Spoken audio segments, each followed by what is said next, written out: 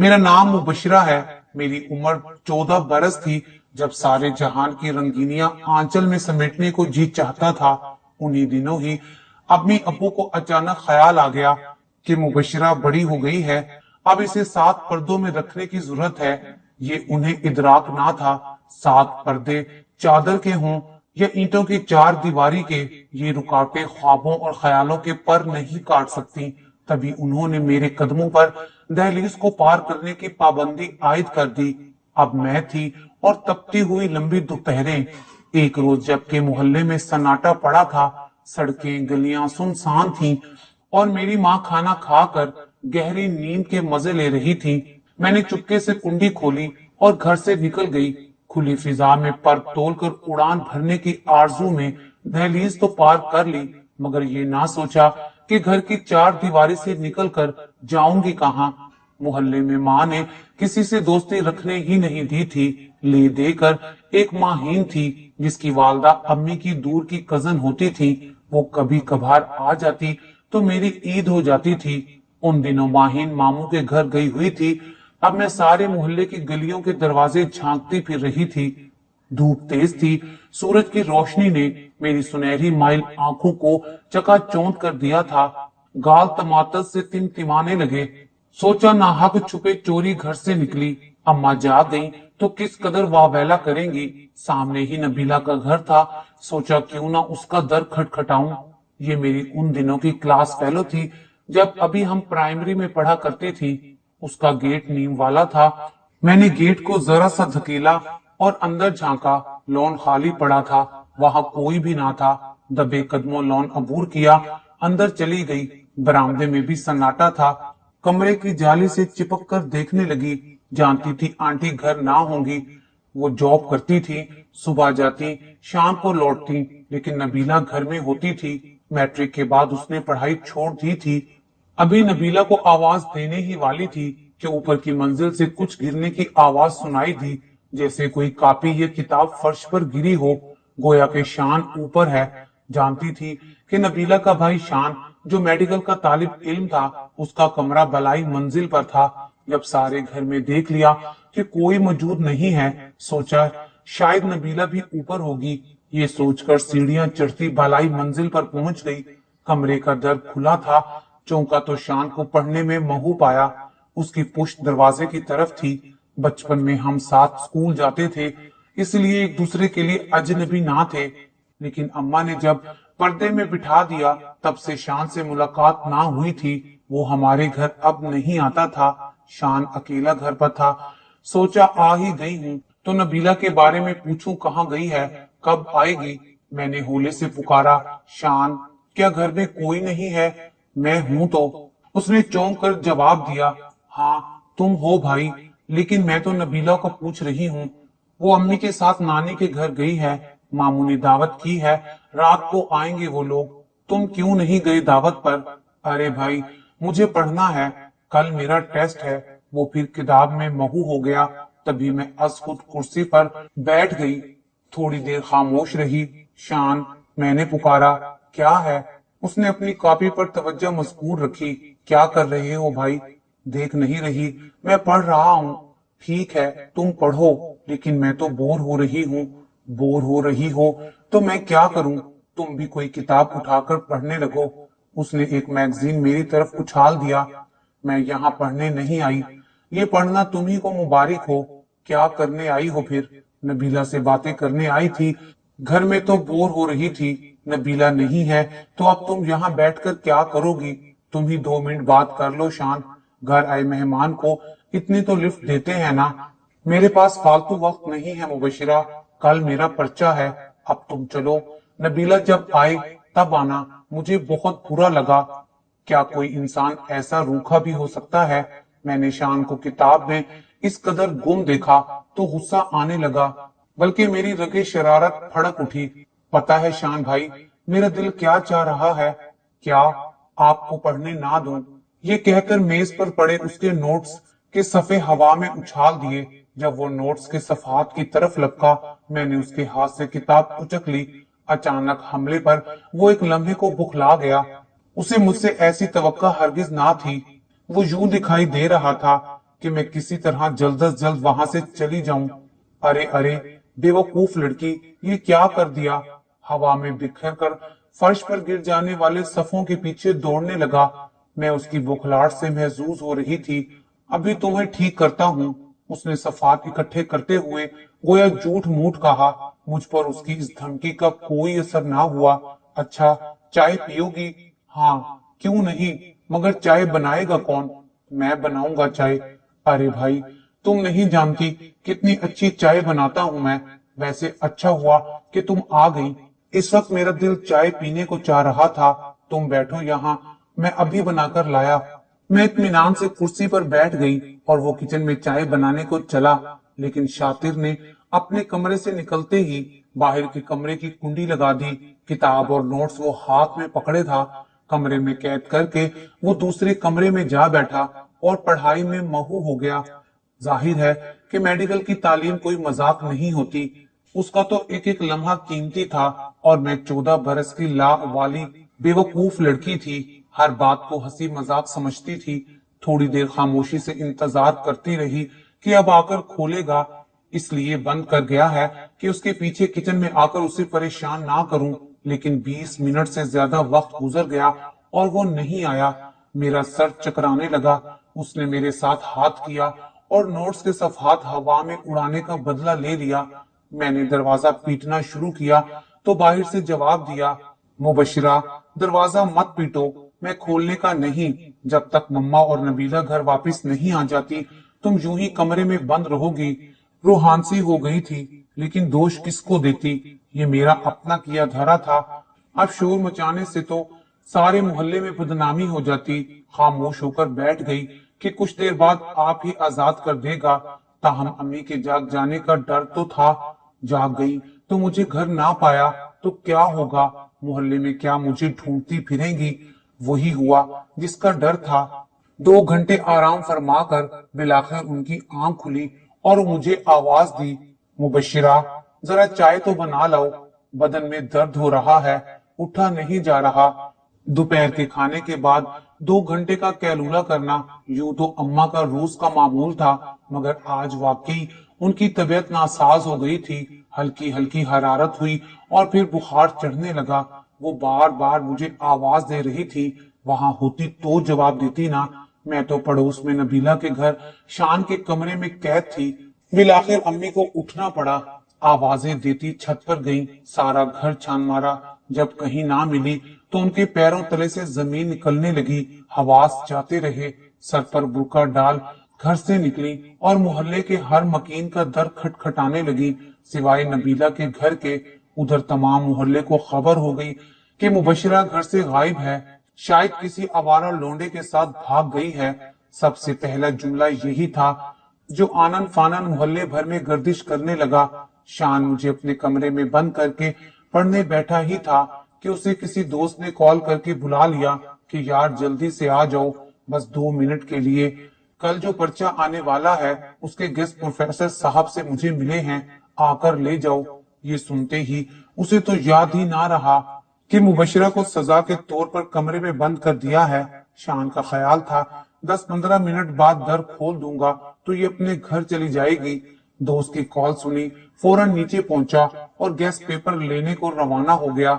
जाते हुए बैरूनी दरवाजे को भी बंद कर गया। गेट पर ऑटोमेटिक ताला लगा हुआ था और वो जानता था कि वालदा के पास चाबी है। जब वो ऐसे बाहर जाता और घर वाले बाहर होते, वो चाबी से खुद गेट खोल लेते थे। और जब अब्बू और भैया घर आए, उन्हें पता चला कि मैं घर से गायब हूँ, तो परेशानी के आलम में ढूंढने निकले। उस वक्त रात के 8 बजे थे और भुलक्कड़ शान मुझे भूल कर अपने दोस्त की बैठक में इम्तिहान की तैयारी में महू था। वालदा और भाई गली में खड़े सोच ही रहे थे कि क्या करें, किधर जाएं। तभी उन्होंने देखा कि उनकी साहबजादी आंटी सोबिया यानी माहीन की माँ की घर की तरफ से आ रही है। मुझे देखकर उनकी जान में जान आ गई और वो मकान के अंदर चले गए। लेकिन जूं ही मैंने घर के अंदर कदम रखा, वालदा चिल्लाने लगी, कहाँ रह गई थी तुम? माँ, मैं आंटी सोबिया के घर थी। अरे मुझे बता दिया होता कि उनके यहाँ जा रही हूँ, हम इस कदर परेशान तो ना होते। दोपहर से अब तक उनके घर घुसे रहने की क्या तुक थी। तुम्हारे अब्बू ने उनका गेट बचाया, मगर वो लॉक था, किसी ने ना खोला, तो फिर तुम कैसे वहां थी? आंटी सूबिया के जाने के बाद उन्होंने पूछा। अम्मी, मैं उनके घर लॉक हो गई थी, शान के कमरे में ऊपर की मंजिल पर लॉक हो गई थी। ये क्या कह रही हो? कैसे लॉक हो गई? शान ने बंद कर दिया था अम्मा, और वो मुझे बंद करके घर से चला गया था। आंटी सोबिया के जाने के बाद मैंने सच सच तमाम तफसील बता दी, क्योंकि झूठ नहीं बोल सकती थी। झूठ बोलने में और कोई मुसीबत खड़ी हो सकती थी। जब हमने मना किया हुआ है कि घर से कदम बाहर मत निकाला कर और पास पड़ोस में ना जाया कर, फिर तुम क्यों गई? और वो भी जब मैं सो रही थी, बगैर मुझे बताए। अम्मा, मैं नबीला से मिलने गई थी, मुझे क्या खबर थी कि वो और आंटी घर नहीं होंगी? शान ने तुम्हें क्यों लॉक किया अपने कमरे में? उसका क्या मकसद था? और वो भी पूरे 6 घंटे तक? जरूर ये तेरा कोई गलत किस्म का मामला है। वो मुझे पीटने लगी। हमारी मुलाजमा जो शाम को छुट्टी करती थी, इस वक्त मौजूद थी, क्योंकि मेरी गुमशुदगी से अम्मी परेशान थी, तभी वो भी घर ना गई थी। मासी नजीरा ने जो ये सुना कि शान ने मुझे अपने कमरे में पूरे 6 घंटे बंद रखा, तो वो दांतों में उंगली दबाकर रह गई और हैरत से टुकर टुकर मुझे देखती रही। अब तुम क्या मुझे घूरे जा रही हो? मैंने मासी नजीरा पर गुस्सा निकाला। रात हो गई है, अभी तक यहाँ हो, चलो आप अपने घर जाओ। वो कानों को हाथ लगाती चली गई, लेकिन कमजात की जुबान उसके काबू में ना रह सकी, और अगले रोज उसके जरिए सारे मोहल्ले को खबर हो गई कि आगा साहब की साहबजादी मुबशरा पूरे 6 घंटे पड़ोसी के बेटे शान के कमरे में बंद रही, जबकि उसके माँ बाप बेटी की गुमशुदगी की इतला कराने थाने जा रहे थे। वो तो खुदा का शुक्र कि शान की माँ ने मेके से आकर लड़की को आजाद किया और घर पहुंचा गई, वरना ना जाने क्या गुल खिलने वाला था। मासी नजीरा तो हर घर झांकती थी। उस बीच जमालों की लगाई आग ने मेरे और मेरे वालिदैन के लिए गोया जहन्नुम का दर खोल दिया। अब मोहल्ले की औरतें बार बार पूछने आ रही थी कि लड़की कैसे गई, क्यों उसे शान ने बंद किया और उसे कैसे लुटाया, और साथ में ये भी कि इस बच्ची के मेडिकल टेस्ट कराओ कि इसके साथ क्या मामला पेश आया है, वगैरह वगैरह। ये सब बातें सुनकर अम्मी अब्बू बेहद शर्मिंदा थे। वो हर एक को जवाब दे देकर और वजाहतें कर करके थक गए थे। मैं भी चोर बनी घर में एक तरफ पड़ी थी। अम्मी का कहना मानती, ना जाती तो इस बदनामी से तो बचती। अब हम तो उसे एक छोटी बात समझ रहे थे, मगर जमाने के लिए ये कोई छोटी बात ना थी कि जहां पर का कौवा और बात का पतंगड़ बनाकर लोग खुश होते हैं, लेकिन उधर तो राई का पहाड़ बनाने के बाद भी बातें बनाने वालों की तशफी ना हो पा रही थी। इंसान अपनी खताएं भुला देता है, लेकिन जमाना उन गलतियों को नहीं भुलाता, बल्कि औरत की भूल को तो माफ ही नहीं करता। मेरे साथ भी ऐसा ही सलूक जमाने ने किया। नबीला की अम्मा का तबादला हो गया, ये लोग दूसरे शहर चले गए, लेकिन जो दाग बचपने की भूल था, वो हमेशा के लिए मेरी तकदीर का झूमर बन गया। एक मर्तबा मैं मोहल्ले में अम्मी के हमरा किसी शादी में गई, तो औरतें मुझे देख देख कर सरगोशियां करने लगी। वो खुसर फुसर कर रही थी, अरे ये वही मुबशरा है जिसको सोबिया के बेटे ने 6 घंटे तक अपने कमरे में बंद रखा था। मुझे हर तरफ से ऐसे ही नजरों के तीर छलनी करने लगे, तो वहां बैठना दो भर हो गया, और मैंने अम्मी से कहा, माँ अब घर चलो, मेरे पेट में शदीद दर्द है, खाना ना खाऊंगी। मेरे बार बार मजबूर करने पर बिलाखिर अम्मी भी बगैर शादी का खाना खाए घर आई। औरतों की बातें उन्होंने भी सुनी थी, लिहाजा बहुत अफसुर्दा थी। कहने लगी, देख लिया खुद सदी का अंजाम। 4 बरस बीत चुके हैं और लोग अभी तक इस बात को नहीं भूले हैं। कमरे में बंद रहने के उन्होंने क्या क्या और कैसे कैसे मतलब निकाल लिए हैं। हम तो किसी जगह जाने और कहीं मुंह दिखाने के काबिल नहीं रहे हैं। वालिद साहब की जिंदगी कम थी। एक रोज वो बाजार सौदा सर्फ लेने गए और वहां दुकान पर हार्ट अटैक से अल्लाह को प्यारे हो गए।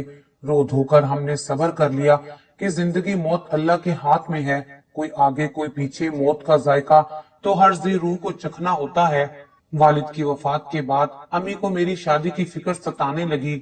मैं उनकी वाहिद औलाद थी, उनको भी जिंदगी का भरोसा ना था। बस खाला जान से कह सुनकर एक जगह मंगनी तय हुई, लेकिन जब मोहल्ले वालों में से किसी ने सुन लिया कि ये वही लड़की है जिसको पड़ोसी लड़के ने अपने कमरे में 6 घंटे बंद रखा था, क्योंकि इन दोनों का आपस में कोई ना कोई तो चक्कर था।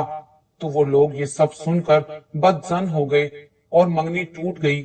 हमने वो घर फरोख्त कर दिया और खाला जान मुझे और अम्मी को अपने घर ले आई कि इस मोहल्ले में रहकर मेरा रिश्ता होना मुहाल था।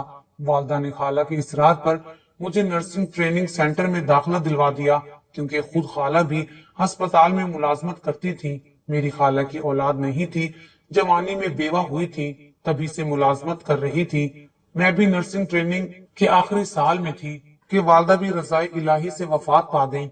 अब खाला बुशरा के सिवा मेरा इस दुनिया में कोई नहीं रहा था। उन्हीं के पास रहती थी, उन्हीं के सहारे जिंदगी के दिन गुजारने लगी। खाला जान रिटायर हुई तो मुझे उनकी जगह मुलाजमत मिल गई और मैं अस्पताल में बतौर नर्स काम करने लगी। एक बार कैंसर वार्ड में मेरी ड्यूटी लगी तो मरीजों की तकलीफ पर अक्सर अफसुर्दा हो जाती थी।